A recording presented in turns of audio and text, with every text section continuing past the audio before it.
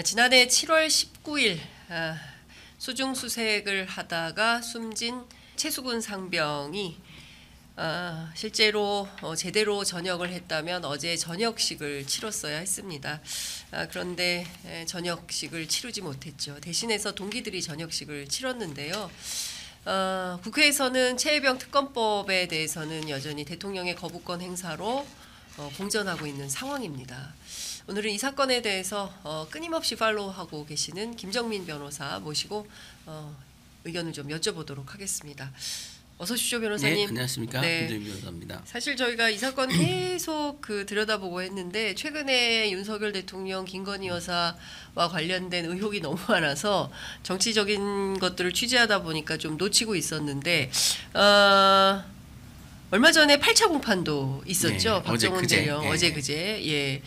지금 그 어머니 편지도 또 나오기도 하고요. 그러니까 지금 상황을 종합을 해보면 지금 어디까지 와 있다라고 좀 봐야 되겠습니까? 이제 군사 재판은 거의 막바지에 와 있다 그런 생각이 드는데요. 네. 이제 8차 공판 같은 경우가 사실은 이제 원래는 임기훈 국방비서관 당시 그 다음에 그 해병대 법무과장을 증인 신문을 하기로 했었는데 이 두 분이 뭐 사전 일정 미리 계획된 일정이 있어서 출석을 못하겠다 그래서 재판부가 급히 바꿨죠 증인들을. 네. 그래서 이제 중수대장 박세정 중령하고 그 해병대 사령부의 정책실장을 불렀는데 사실은 크게 쟁점이 있을 것 같지 않았었어요 저는. 근데 중수대장 박세정 중령을 왜 부르나 재판부에서 질문에서 핵심적인 게 그거였습니다. 8월 11일 날 조사를 받을 때는 대통령 얘기를 안 했는데 네. 왜 8월 24일 날 2차 조사를 받을 때서야 얘기를 했느냐. 이걸 재판부가 물어봤거든요. 네. 저도 놓쳤던 부분이죠. 근데 박세준 중령이 이렇게 얘기를 했습니다. 사실 8월 11일도 다 자세히 얘기를 했었다. 예. 저는 깜짝 놀랐죠. 이미 8월 11일이 무슨 날이냐면 검찰단에 소환이 돼서 저희가 수사를 거부하고 네. 그 검찰단 앞에서 브리핑을 하던 그날이에요. 그날 오후에 이제 같이 불렀던 모양이에요. 네. 그 박정훈 대령 예, 피의자 신분으로 부르고 참고인들을 또 같이 동일날 그래서 수사팀을 대폭 투입을 해가지고 동시 조사를 계획했던 거죠. 그러니까 아마 구속으로 가기 위한 그 수순이었다. 네, 수순이었던 것 같아요. 그런데 그때까지도 박정훈 대령이 대통령 얘기를 안 했습니다. 8월 11일 날은요. 저는 알지도 못했어요.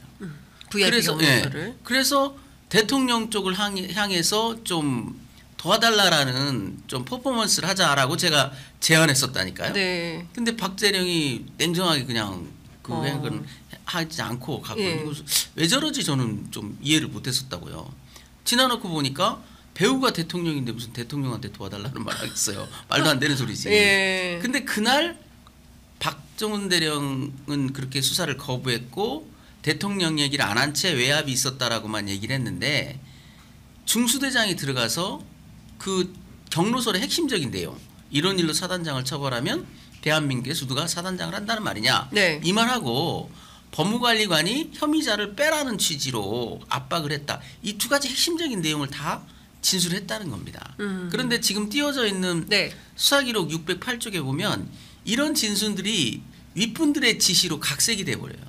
대통령 얘기가 윗분들 예. 이렇게 각색이 되고 대통령이 윗분들. 네. 예. 그리고 이런 일로 사단장을 처벌하면 하는 사단장의 말이 빠져버리고 특정인을 빼라는 이런 식으로 윗분들 그 대통령은 윗분들이 되고 네. 사단장은 특정인이 특정인으로 되고. 되는 이런 각색이 이루어졌다는 얘기거든요. 예. 심지어 그 박세진 중령은 이렇게까지 얘기합니다. 조서 열람을 하면서 왜 이렇게 바꿨냐라고 그 묻기도 했대요. 예. 그랬더니 그 답변이 황당무계합니다. 뭐라고 그랬죠? 중요하지 않다라는 거예요. 자기들이 볼 때는. 항명이 되느냐만 중요한 거지 그 연유에 대해서는 알고 싶지 않다는 취지로 얘기한다는 거예요.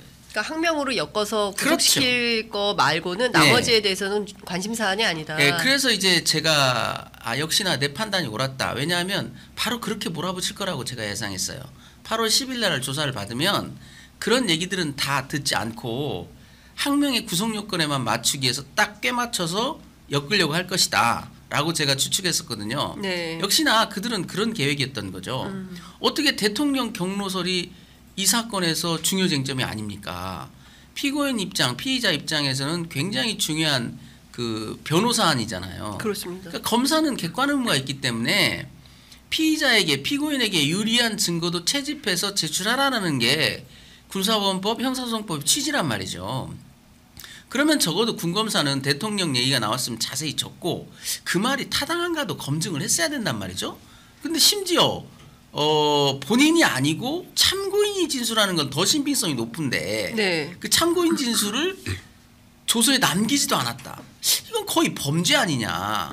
직무유기냐 허위공문서냐 애매하긴 한데 아무튼 제가 느끼면 직관적으로 볼 때는 이건 범죄에 가깝다. 그리고 이제 제가 그 구속영장을 청구했던 검사에 대한 허위공문서 작성 동행사로 고소를 할 때 그걸 중요 증거로 봤어요. 근거로 봤어요. 왜냐하면 스트레이트 보도가 나간 게 8월 27일인데 구속영장 청구가 8월 31일 날 됩니다. 네. 사람의 말을 3일 만에 검증할 수 있나요? 그렇죠. 그렇죠. 물증도 예. 확인해 봐야 되고 뭔가 그 안 되면 거짓말 탐지기라도 해서 압박이라도 해보고 뭔가 누구의 말이 옳은가를 확인해 보는 절차가 있었어야 되는데 스트레이트 보도 나가자 김기한 사령관 만나서 아니죠. 예 아니죠. 망상 이렇게 왔단 말이에요. 그런데 조서에는 말이죠. 8월 14일 날 담당 수사관을 조사하면서 네. 담당 군검사가 이렇게 물어봅니다. 그러니까 안보실의 요구로 사단장을 빼라는 그런 걸로 이해했다는 거죠. 이렇게 안보실 얘기가 나와요. 아무도 안보실 얘기를 안 했는데 그때까지. 네. 그래서 이 사람들이 조서에 남기지 않았지만 들은 것이 아닐까라고 제가 고소장을 쓸 때 중요 근거로 삼았습니다. 왜 군검사는 아직 조서에 나오지도 않았는데 먼저 안보실을 얘기하냐. 그것은 불상의 경로로 자기들도 대통령 경로서를 접하고 네. 계속 감추고 있었던 거 아니냐라고 제가 의심을 했던 거거든요. 소름 돋았죠. 박세진 중령의 그 말에 네. 딱 배치가 된 거예요. 일종의 진술조서 조작. 그 조작에 가깝죠. 왜냐하면 물론 예. 그렇게 변명하면은 참 그럴싸해요. 그럼 대통령이 윗분이지 아랫사람입니까? 그다음에 그 저기 아유. 사단장이 그럼 특정인이지 일반인입니까? 그러나 그 의도가 분명하잖아요. 왜 대통령을 특정 저기 윗분으로 각색을 해야 되며 예. 사단장을 왜 특정인으로 각색을 해야죠? 그 불법성을 감춰주기 위한 그렇죠. 것이 의도가 분명하잖아요. 사실상 이것은 범죄에 해당하는 거 범죄에 아니냐. 해당하다. 그리고 예. 허위공문서에 대해서는 그렇게 변명할 겁니다. 네. 분명히 뭐냐면 윗분 맞지 않느냐. 그게 허위 사실이냐. 참 대통령이 아랫분은 네, 아니죠. 아랫분은 아니니까 아닙니다. 너무나 예. 구차하죠. 예. 그리고 그래서 박세진 중령은 후회하더라고요. 예. 조서를 끝끝내 수정하자고 할 걸. 네. 그리고 녹화를 하자고 할 걸. 아하. 너무 후회스럽다.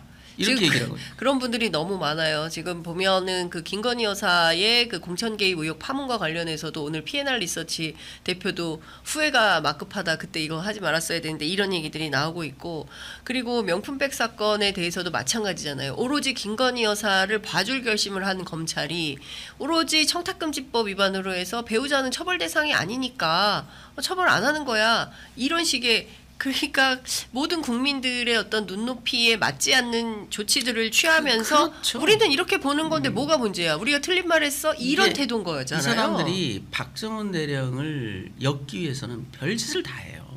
CCTV까지 다 확보해가지고 체증하고 들어간 시간 나간 시간 몇 시에 누가 나갔고 누가 들어갔고 무슨 그 중대 영모 사건을 다루듯이 그걸 다 체증을 해놨단 말이죠. 그 김기한 사령관이 주관했던 회의 시간이 몇 시에 시작됐고 네. 몇 명이 들어갔고 몇 분 만에 나왔다. 다 CCTV 체증해가지고 그 기록이 남겨놓은 사람들이에요. 세상에. 그런데 왜 그 중요한 진술에 대해서는 이런 일로 사단장을 처벌하면 누가 대한민국에서 대통령 저기 사단장 한다는 말인가? 네. 이 중요한 멘트를 왜 안 따랐냐는 얘기예요. 그건 의도가 있었다. 예. 이들의 의도, 불법적인 의도죠. 예. 어찌됐든 간에 왜 용산만 관여돼 있으면 이렇게 쪼그라드는지 그렇죠. 위축돼 가지고 말도 제대로 못하고 물어보지도 못하고 참 너무 우스꽝스러운 그 장면이 너무 우스꽝스럽지 않습니까? 네, 그렇게 그 기세 등등하고 정말 압박 수사의 천재성을 보인 군검사거든요. 그 네. 군검사가 정말 집요하리만큼 그 저기 유도 신문에 압박성 질문에 그런 신문 기법이 법무관리관한테도 했다니까요. 어. 그래서 제가 이 사람은 뭐든지 열심히 하는 사람인가 보다 그렇게 예, 생각을 했어요. 예. 이 사람을 조사할 땐 이 사람에 맞춰서 압박 수사. 저 사람을 수사할 땐 또 저 사람에 맞춰서 압박 수사. 그 사람은 일관성이 있기 때문에 그래도 뭔가 의도를 그 군검사는 아니지 않냐라고 저는 생각했어요. 의도를 가진 건 아닌 것 같다. 누구든 압박 수사하더라. 그런데 희한하게 그 부분에 관해서는 왜 그렇게 자세히 잘 조사했던 사람이 대통령을 윗분으로 각색을 하고 사단장을 특정인으로 각색을 했을까? 본인의 생각이었을까? 참 이해가 안 된다. 네. 그리고 나서는 그 내용이 즉시 보고된 것 같아요. 어허. 왜냐하면 그 며칠 후에 그 담당 수사관을 조사하던 담당 군검사는 네. 그 얘기를 안 보실 얘기로 싹 바꿔놨거든요. 그랬군요. 보고를 안 받고서 알았겠습니까? 예. 그러니까 아마 8월 11일 그 전부터 제가 추정하기에는 대통령 경로설에 대해서는 알고 있었을 거예요, 군검찰은. 네. 왜냐하면 제보 받기로는 7월 31일 날 대통령이 경로했던 그날 오후부터 이미 조사본부에까지도 파탄 소문이었다는 거예요. 네. 대통령 경로설이. 그러니 그걸 옆집 바로 그 같은 섹터에 있는 군검찰인들 몰랐겠습니까? 그리고 군검찰과 군사경찰은 수사관들이 같은 출신으로 최초에 구성을 했어요.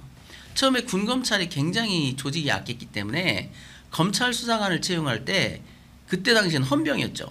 헌병 수사관 중에 지원을 받아서 채용을 했다고요. 초기에는. 네. 지금은 이제 많이 이제 그 별도로 뽑아서 하고 있는 사람들이 올라갔지만 그래서 그들의 정보 교류가 굉장히 활발해요. 군검찰 수사관과 군사경찰 수사관들은 한 몸이라고 해도 과언이 아니에요. 그래요. 근데도 이렇게 그러니까 이 정보 교류가 빨랐을 거라는 거예요. 그러면 군검찰도 8월 10일은 고사하고 네. 이미 7월 31일 늦어도 수도 8월 2일 있겠다. 그 전에는 다 대통령 경선을 알았던 거예요. 그런데 알고 있었는데 막상 진술하니까 부담스러웠던 거지. 그러니까 최혜병 사건의 진실을 밝히려고 이거 제대로 된 그 이첩 수사가 필요하다고 판단했던 박정훈 대령만 입틀막을 해서 구속시켜 버리면 나머지는 다 없던 일로 만들 수 그렇죠. 있다. 이런 계산 속에서 네. 움직인 거 아니냐라는 그때 의심이 이제 가능한 8월 거죠. 11일 날 왜 동시에 이렇게 참고인과 피의자를 동시 소환했고 참고인을 그렇게 꿰맞추기식 수사를 했을까? 그렇다면 그 수사 기법은 피의자 박정훈 대령에 대해서 똑같이 적용됐을 거고 결국 국방장관과 해병대 사령관의 이첩 보류 지시는 있었지 않냐? 네가 어겼지 않냐? 그럼 됐다. 나머지 얘기는 재판 가서 해라. 네. 나는 모른다 그 부분은. 참나. 이렇게 수사할 거라고 제가 예상했거든요. 예. 집요하리만큼 그걸 물을 거고 그렇게 되면 조사받는 사람은 굉장히 마음의 상처를 많이 네. 받습니다. 왜냐하면 자기는 억울한데 하고 싶은 말이 많은데 필요 없다. 그리고 말꼬리 잡고 네. 말꼬리 하나 딱 잡아가지고 그럼 알았네. 안 거지 뭐 이런 식으로 몰아갈 거다라는 것이 충분히 예상됐거든요. 그러니까요. 근데 이제 그게 증거로 확인됐다. 이번 박세진 중령을 통해서. 그리고 박세진 중령을 또 증인신문하면서 굉장히 이제 이 법정이 술렁였던 순간이 뭐가 있었냐면 네. 그 김기한 사령관과 나눈 통화를 녹취한 파일이 네. 제공이 됐거든요. 저희한테 제공이 돼서 그걸 이제 언론에도 공개를. 제보를 했고 그러니까 뭐 안 되면 내 명령을 어긴 걸로 갈 거야. 우리는 할 만큼 했어. 네. 떳떳해. 예. 기다려 보자. 예. 정은이가 다 무거운 짐 지고 갔지 뭐 이런 얘기를 했던 게 그대로 고스란히 녹취가 녹음 돼가지고 파일이 있어요. 네, 예. 그게 공개가 됐는데 공개되고 나서 이제 군검찰은 주로 이거 박정훈 대령이 요구해서 준 거 아니냐는 식으로 아하. 몰아붙였지만 예. 아니다. 어. 박세진 중령이 정확히 얘기하더라고요. 군검찰과 군사법원을 믿을 수가 없었다. 오. 돌아가는 꼬라지가 너무 이상했다. 예. 그래서 1심에선 쓰지 말고 예. 고등군사법원 아니 저기 그 서울고등으로 나가게 되면 항소심에 그때 써라 아하. 하고 드린 거다. 예. 정확하게 얘기를 했어요. 근데 그 군사법원에서 이걸 공개한 이유는 그건 이제 저희가 네. 미리 공개를 했던 건데요. 제공 자체는 자의로 했다는 것을 정확하게 예. 인정을 했죠. 예. 그리고 나서 이제 제가 물어봤습니다. 이것 때문에 고초를 겪지 않았느냐. 알고 있었죠. 다 들었으니까. 네네. 근데 건너 들은 얘기가 있으니까요. 박사님 중에 이렇게 얘기하더라고요. 군에서는 같은 사관학교 출신이 어떻게 사관학교 출신 사령관 등에 칼 꽂냐라고 이상한 사람으로 몰아가더라. 예. 그래서 제가 그랬어요. 후회하냐? 그랬더니 후회는 하지 않는다. 그러면서 제가 이제 건네 들은 얘기가 있어서 그래서 그 공개석상에서 이런 녹음 파일이나 공개하고 하면서 비난을 받은 적이 있지 않느냐 할 때 그렇대요. 그때 뭐라 하셨냐 그랬더니 자식들 부끄럽게 보기에 부끄럽지 않기 위해서 공개를 했다라고 사령관 면전에서 얘기를 했다니까. 그러니까 그 순간 조용히 스님들이 박수를 치기 시작하더라고요. 세게 치진 않았어요. 법정에서. 그냥, 잔잔하게. 그러니까 방청객 대부분이 다 잔잔한 박수 소리가 울려 퍼졌죠. 참 옛날에 80년대 그 저기 시국 사건들 재판할 때 그 있는 일들입니다. 네, 그러니까 이게 법정에서 그래서 우리도 사실은 박세진 중령이랄지 최준영 중령 같은 분들을 모시고 싶었어요, 증인으로. 그런데 너무 증인들이 많아지고 지금 여러 가지 상황이 한계에 있었기 때문에 생략하고 가려고 했던 거거든요. 재판부가 직권 증인으로 채택한 게 너무 고맙더라고요. 그 장면이 드러나게 되고. 그 영화네요. 네, 그리고 또 한 가지 이제 이미 우리는 알고 있었지만 왜 해병대 수사단은 그 지시를 따를 수 없었느냐. 여기에 대해서도 본인들의 절절한 멘트로 얘기를 하더라고요. 뭐냐면 결국 이첩 대상자를 바꾸려면 이미 작성해 있는 수사 서류를 다 갈아엎어야 된다. 네. 과거에 그것 때문에 구속된 사례도 있었다. 어떻게 우리가 하느냐 그거를. 그걸 아주 절절한 목소리로 정확하게 진술하셨죠. 그래서 재판부가 부른 데는 상당한 의미가 있었다. 네, 그렇게 변호사님, 제가 보여집니다. 이것 좀 여쭤보려고 했는데 대통령실에서 지금 뭐 준비되면 화면을 띄워주시면 좋을 것 같은데 대통령실에서 온 그 문건이 저는 상당히 의미심장하다 생각했습니다. 이런 일로 사단장을 처벌하면 누가 사단장을 하란 말인가? 라는 그 문구와 관련해서 대통령실에서 온 답변서입니다. 국가안보여서 누군지 공개할 수가 없다라는 건데요. 저거 딱 받은 느낌 어떠셨어요? 예상했죠, 당연히. 당연히 예상 국가안보 정답 때문에 안 올 거다. 예상 정답 1번 순위였습니다, 저게. 예상 정답 1번 순위. 예. 그 다음 차순위가 뭐였냐면 대답 안 하는 거. 네, 그거였어요. 두 가지로 예상을 했던 거죠. 근데 저 문건은 역사에 길이길이 남아서 윤석열 대통령의 조롱거리가 될 문건이에요. 그렇겠죠. 자, 이런 일로 사단장을 처벌하면 대한민국에서 누가 사단장을 한다는 말인가? 이 얘기가 알려지면 국가 안보에 영향을 줘요? 말이 됩니까? 그러니까요. 아니 자기가 무슨 루이 16세예요? 짐이 곧 국가다? 아니 자기 안위에는 영향을 주겠죠. 자기 안위에는 100% 영향을 주죠. 그런데 그게 국가 국가안보하고 안보하고 무슨 상관이에요? 관계가 있냐고요. 이거는 참 저는 예상 답안이었고 우리에게 가장 유리한 대답이라고 생각해요. 왜냐하면 왜 말을 못 하겠어요? 사실이니까 얘기를 못 하는 거죠. 재판부는 어떻게 판단해야 되겠습니까? 인 듀비오 프로레오. 형사법의 대원칙이에요. 네. 의심스러울 때는 피고인의 이익으로. 야, 대통령 왜 물어봤겠어요? 의심스러우니까 물어본 거예요, 재판부가. 그렇죠. 예. 그럴 리가 없어 하는데 왜 물어봐요? 예. 야, 박정훈이는 이렇게 얘기하지만 재판부가 볼 때는 망상이야. 이렇게 판단했다면 왜 물어보겠어요? 물어볼 때는 의심스러우니까 물어본 거예요. 그렇죠. 대답을 안 하잖아요. 예. 피고인의 이익으로 판단하면 되는 겁니다. 피고인의 이익이다. 네. 저거는 국가안보 아무 상관이 없고 아무 상관도 없고 말을 피고인의 못한다. 이익 때문에 말을 못하는 그래서 판결문에 아마 제가 뭐 판결문 쓴 지 오래됐지만 네. 제가 판사가 돼서 판결문 쓰자면 예. 대통령의 경로 때문에 이첩 보류가 시작됐다고 피고인은 믿고 있었다. 그런데 이 부분에 대해서 의심이 있어서 물어보니 대답을 안 하더라. 아무래도 사실인 것 같다. 그렇다면 그걸 전제로 해서 판단해 보자. 아무런 수사에 대해서 이러쿵저러쿵 말할 권한이 없는 대통령이 네. 합리적 근거도 없이 경로하면서 이런 짓을 했다면 이건 위법이 명백하지 않냐. 판결문 쓰기 너무 좋은 지금 증거가 확보된 거죠. 군사법원에서 저걸 가지고 판결문 쓰기가 딱 떨어지는 그렇죠. 딱 좋은 피고인의 이익으로 볼 수밖에 없는. 그래서 저도 물어보지 않을 수 없었던 게 네. 물어는 봐야 될 거 아닙니까. 네. 그래서 이종석 국방장관을 제가 증인신문할 때 그걸 물어봤어요. 대통령 경로서를 망상이라고 네. 구속영장에 청구했는데 썼는데 당신한테 물어는 볼띠까 군검찰이 네. 안 물어봤대요. 진짜요? 안 물어봤대요. 안 물어봤대요? 당연히 예상했죠. 그 이제 이종석 국방장관 증인신문할 땐 제가 제일 황당했던 게 뭐냐면 예. 이종석 국방장관이 작년부터 올해까지 기회만 되면 앵무새처럼 되뇌는 게 뭐냐면 저를 비롯하여 국방부 그 누구도 누구를 넣어라 빼라 말한 적이 없다. 이 얘기만 앵무새처럼 반복을 해요. 아, 네, 그런데 예. 텔레그램 문자에 보면 군사보좌관이 8월 1일 12시 6분경에 확실한 혐의자는 형사처벌, 지휘책임 관련자는 징계로 처리하는 것도 좀 검토해 주십시오 이랬거든요. 빼란 얘기잖아요. 그렇죠. 8명을 그 해병대 수사단에서는 이첩하려고 형사처벌하겠다고 해야 된다라고 판단했는데 그중에 누구는 빼라는 거 아닙니까? 그리고 군사보좌관은 심지어 증인신문에서 그 확실한 혐의자는 자기는 대대장들을 염두에 둔 말이다라고까지 인정을 했어요. 네. 그리고 결국 조사본부가 최종적으로 이첩할 때도 대대장들만 입건해서 이첩했잖아요. 해병대 사령부의 그 결과를 완전히 뒤집어 버린 거죠. 근데 이종석 국방장관 그 두 가지에 대해서 정말 황당한 답변을 하더라고요. 첫째, 도대체 조사본부 몇 명을 이첩했답니까? 내가 물어봤어요. 네네네. 6명이래요. 6명? 네. 네. 사단장은 이첩됐습니까? 그랬더니 이첩됐대요.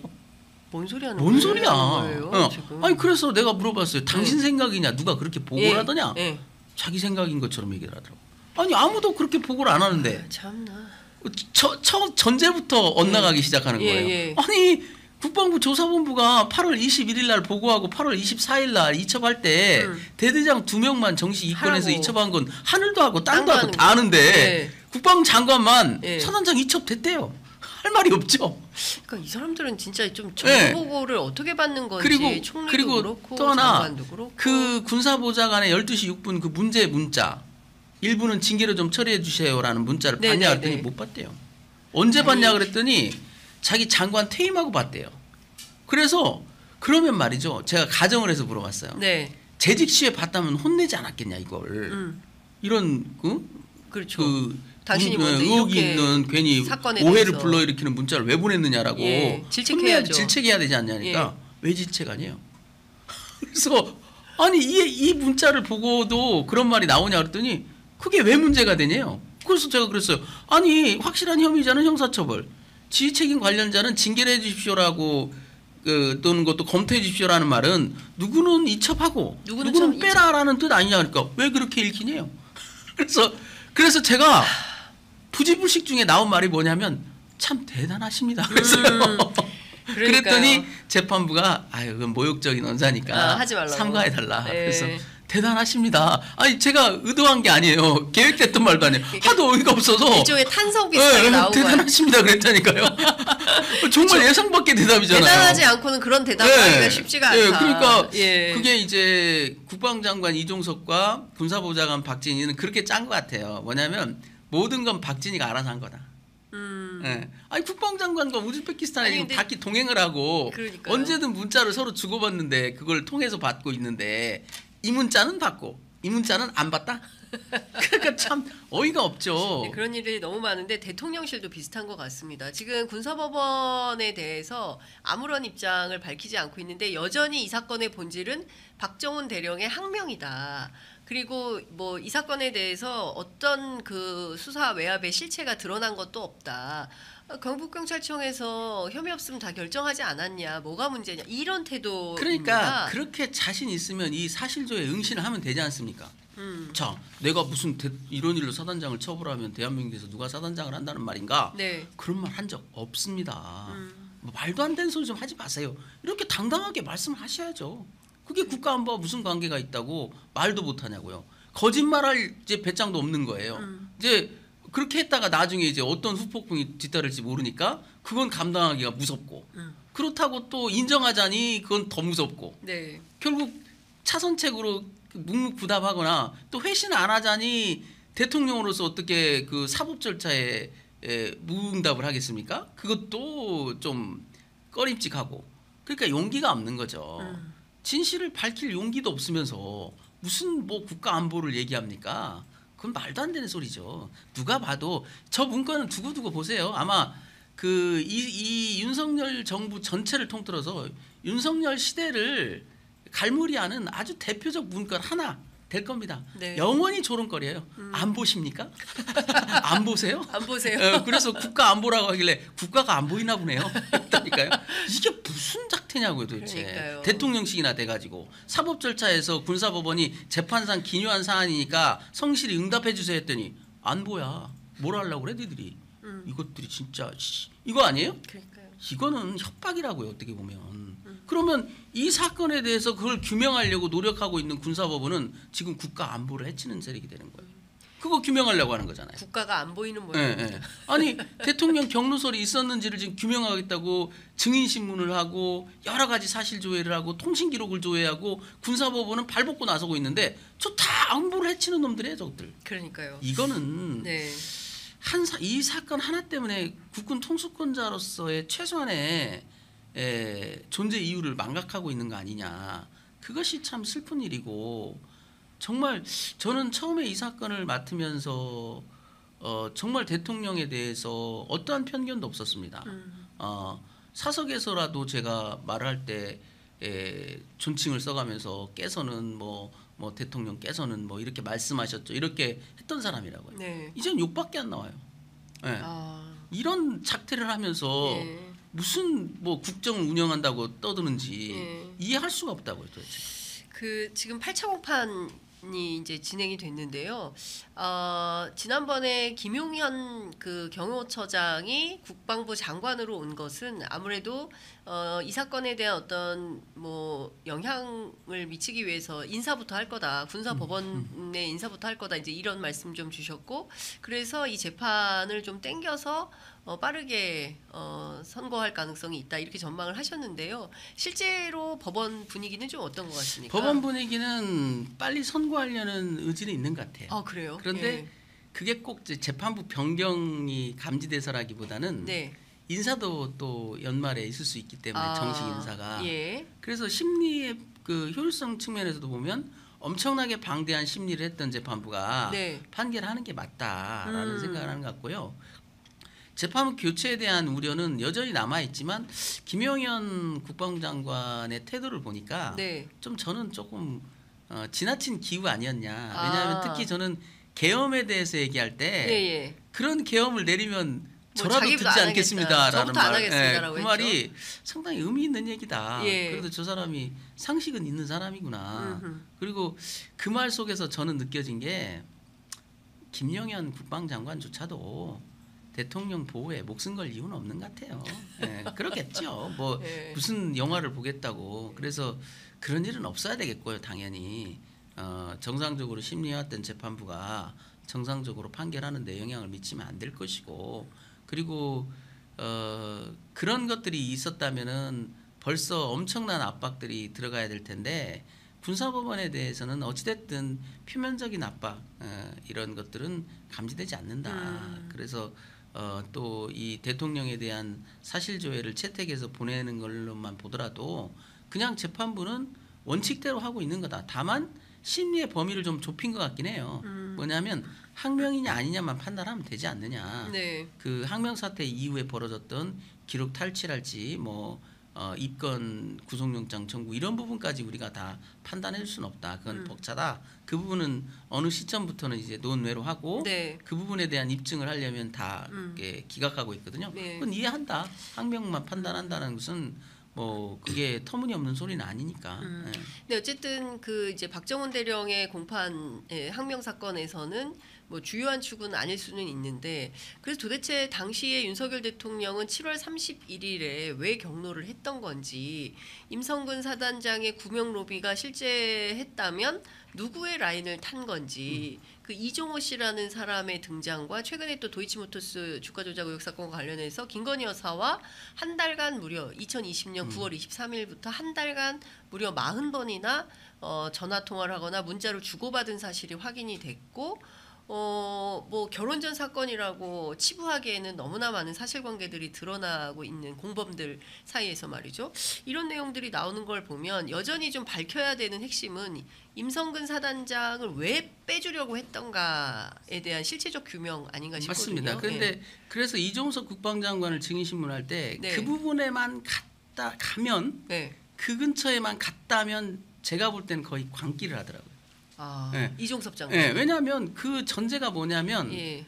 7월 30일 결재할 때 사단장에 대한 보직 해임을 전제로 한 파견 명령을 자기가 허가해줬거든요. 네. 그거 자체를 부인하더라고요. 그거 자체를. 네. 파견 명령을 내라고 허락했다라고 그 김기한 사령관은 여러 진술에서 확인하고 있는데 네. 자기는 기억이 안 난대요. 그리고는 그러면 왜 다음 날 휴가는 왜? 그랬더니 그때는 파견 명령에 대해서 들은 것 같대요. 아니 제가 그걸 물어보셨거든요. 필요한 것만 네, 기억하시는. 파견 명령이 난지를 모르는데 왜 휴가 명령을 내냐고요. 만약에 파견 명령이 난 걸 몰랐다면 장관은 정상 근무하는 걸로 알아야 돼요. 그렇죠. 네, 근데 왜 정상 근무하는 거를 아니라고 판단하고 휴가를 내라고 하느냐. 그러니까 전제가 이 사람들이 머리를 잘 쓴 게 뭐냐면 1 더하기 1은 2죠 하면 예 맞습니다. 그래서 또 한 대 때리고 한 대 더 때리니까 2대 때렸네 이렇게 물어보려고 하는데 예. 1 더하기 1이 2죠 그러니까 왜요? 이런다니까요. 아이고야. 0이죠. 재판 그러면 물어보는 사람이 맥 빠지지 않습니까? 1 더하기 1이 2인데 0이래. 그러면 한 대 때리고 한 대 더 때렸으면 암 때린 거네 이렇게 되는 거잖아요. 그 재판하기 얼마나 힘드십니까? 정말 변호사님 머리는 정말. 참 좋은 사람들이고 연구는 참 많이 했다 싶은데 네. 자기들도 죽을 때 후회할 거예요. 얼마나 자기 스스로가 창피하겠습니까? 그런 그러니까요. 식의 말도 안 되는 아니 그 누구는 형사체 처벌하고 누구는 징계 의뢰하라는 게 누구는 빼라는 얘기 아니에요? 그러니까요. 그 말도 안 되는 그런 아유. 얘기들은 자기 자손들도 볼 거라고요. 어떤 역사서에서 우리 할아버지가 증조 할아버지가 법정에서 이렇게 얘기하셨단다. 창피하지 않겠습니까? 그러니까 너무나 전국민적 창피한 일이죠. 아니 저는 어제 국회에 그 본회의장이 진짜 그 한 장면의 이 블랙 코미디 같은 장면을 보면서 진짜 웃겼는데 국민의힘 쪽에서 그 저 정회를 요구하면서 사기꾼을 막 계속 했어요. 그랬더니 민주당과 야당 쪽에서 그 앞에 윤석열을 넣어서 돌림 노래가 윤석열 사기꾼이 되는 걸 보면서 아 진짜 대한민국 수준이 여기까지 왔구나. 그러니까 이게 왜- 언제까지 이걸 왜 국민들이 이렇게 됐는지를 모르겠어요. 이 나라가 굉장히 근사하고 선진국 괜찮은 대회에 들어간 나라. 나라라고 예. 다 알고 있는데 일국의 국방장관까지 지낸 사람이 자기 참모가 보낸 문자에 대해서 무책임하게 나는 모르는 일이다라고 발뺌을 하질 않나. 누가 봐도 뻔한 얘기를 아니라고 발뺌을 하질 않나. 해병대 사령관한테 분명히 파견 명령 내라고 허가한 사람이 이제 와서는 만난 적도 없다. 독대한 적이 없다고 자꾸 발뺌을 해요. 그래서 아니 다 나가고 둘만 얘기했다. 서서 얘기한 건 독대가 아니냐고요. 그러니까 묵묵부답. 독대를 안 했대요. 다 나갔지 않습니까? 둘만 있었지 않습니까? 그게 서서 얘기하면 독대가 아니고 앉아서 얘기해야 얘기하면 독대인가요? 누워서 얘기해야 되나? 말도 안 되는 소리예요. 기억나지 않는다는 말도 말이 안 되는 게 올해 얘기를 했다면 기억나지 않을 수 있죠. 작년 8월 21일부터 독대는 없었다라고 노래를 부른 사람이에요. 그 야당 의원이 조목조목 물었습니다. 아니 독대하면서 인사와 관련돼서 보고를 하고 전비실장과 부사령관 중에 누구를 할지까지 다 논의를 했다면서 그랬더니 그런 적 없대요. 그냥 이렇게 얘기를 했죠. 작년 국회에서 한 얘기를 보면 보고하고 나갈 때 다 일어나서 그 어수선한 상태에서 네. 일사단장이 힘들답니다. 그러니까 그래? 알았어. 전혀 심각한 얘기를 안 했다고 한 사람이에요. 근데 실상은 뭐냐? 단둘이 해병대 사령관은 그 단둘이 만난 시간을 최소 2분으로 인정을 하고 있습니다. 네. 2분 정도 독대를 했다. 2분간 독대를 했어요. 일사단장은 스스로 책임을 통감하고 있다. 그래서 또 이첩도 하니 더 이상 사단장직에 둘 수 없을 것 같다. 일단은 파견 명령을 내겠다. 보직해임에 대해서는 결정을 못한 것 같다는 거예요. 그런데 그런 자세한 멘트가 있는데도 불구하고 만남 자체를 부인해요. 그러니까. 독대를 부인하는 이유는 뭔지 아십니까? 이첩보류의 핵심은 사건을 이첩보류하는 게 핵심이 아니었던 거예요. 사단장에 나간 파견 명령을 취소한 거예요. 정상 근무를 시킨 거라고요. 네. 사단장은 자기 말 맞다나 자기 논리대로라면 결국 조사본부도 이첩했어요. 그 잘못이 명백하다고요. 그게 형사 책임이냐 징계벌이냐라는 것은 논란의 여지가 있을 수 있지만 잘한 건 없어요. 사단장직에 계속 두면 안 돼. 그동안에 군의 네. 관례로 보면 있을 네. 수 없는 일이에요. 그렇기 때문에 파견 명령 내고 보직해임 절차로 들어가는 건 아무런 차이가 없는 거라고요. 조사본부 결과에 의하든 그 해병대 수사단의 결과에 네. 의하든. 왜 그런데 그거를 파견 명령을 취소해 줍니까? 심지어 그래서 국가인권위원회 조사 결과를 보면 조사 기록에 보면요. 그걸 사령관이 항의한 듯해요. 이처분 보류는 그렇다 치자. 네. 왜 사단장을 복귀시키려고 하라고 그러냐 물어봤대요. 그러니까. 그래서 정종권 부사령관을 불러서 그러면 그 좀 들으라고 그래. 내가 설명해 줄게. 이랬다는 거예요. 그게 국가인권의 조사 기록이 나온다니까요. 그러니까요. 이런 명백한 팩트가 있음에도 불구하고 아예 독대 자체를 부인하면서 잡아떼는 거죠. 잡아떼는 거죠. 사단장관은 무관하다. 아니 사단장관 제가 정말 어이가 없는 게 국방부 장관한테 또 물었어요. 그렇게 초급 간부가 걱정이 됐다면 초급 간부에 대해서 조치를 명한 게 뭐가 있냐? 없어요. 그 휴가 명령 그럼 초급 간부들한테 좀 주지. 그 위로 휴가로. 네, 그것도 없어요. 없고 그러면서 금성근만. 정말 이해가 안 되는 게 초급 간부가 엄청난 스트레스를 받고 트라우마에 시달려. 사단장 휴가 주면 해소가 돼요? 사단장 휴가 가면 초급 간부 트라우마가 해소됩니까? 그럼 말도 안 되는 소리가 어디 있어요. 그건 거짓말을 해도 너무 어이없는 거짓말이죠. 네, 초급 간부들을 왜 거기다 끌어들입니까? 네. 말도 안 되는 일이지. 여하튼 이 사건 저희가 지난해 박정훈 대령 그 공판 시작하기 전부터 구속영장 청구가 영장 실질 심사되던 그날부터 지금까지 저희가 계속 팔로우를 하고 있는데요. 취재 편의점 저희가 이 사건 하여튼 결말 나오는 그날까지 함께 하도록 하고 오늘도 댓글창에 많은 애청자분들께서 변호사님 응원한다, 박정훈 대령 응원하는 메시지 많이 보내주고 계십니다. 오늘 말씀은 여기까지 듣도록 하고요. 또 조만간 모셔서 더 말씀 듣도록 하겠습니다. 말씀 잘 들었습니다. 네, 고맙습니다. 감사합니다.